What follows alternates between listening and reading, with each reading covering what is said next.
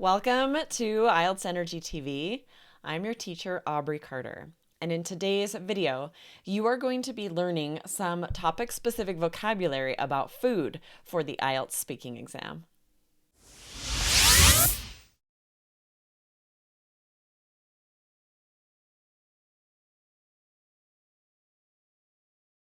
Remember, guys, you can get your estimated band score for the IELTS exam. What would you get if you took it today? This way you'll know if you are ready. So go to allearsenglish.com/IELTS quiz, and you'll also get free resources at your level. So check it out today.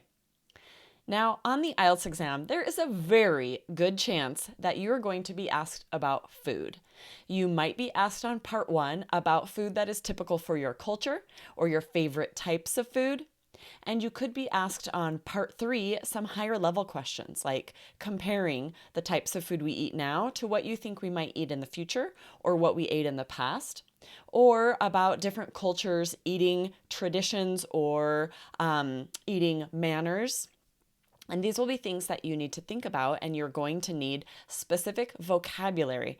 This is a tricky thing that a lot of students don't think about learning specific words for foods in a second language. So when you go to describe a traditional meal, you realize that you only know the words for those foods in your first language. So you need to think about these things. So let's talk a little bit about food today.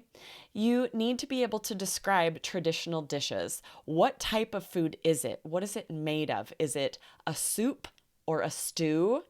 What type of sauce does it have? Is it spicy and flavorful? Is it made of a tuber, which is a root vegetable like a potato, a yam, or cassava?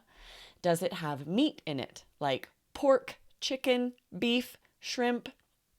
You also need adjectives to describe different kinds of food.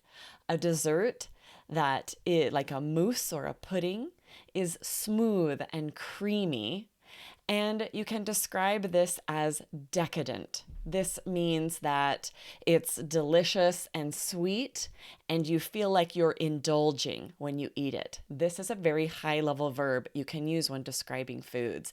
Indulging means to allow yourself to enjoy something, and we often use this when we're talking about food and enjoying eating certain foods. So I could say, I'm indulging in a decadent slice of chocolate cake. Or I'm indulging in this delicious, flavorful, spicy stew. You want to be able to give details, to name the specific foods, and use adjectives to describe what they taste like and the textures. Is it smooth and creamy? Is it hearty? Hearty is a great word. That means it's filling. It has those starches like rice or vegetables or tubers like potatoes.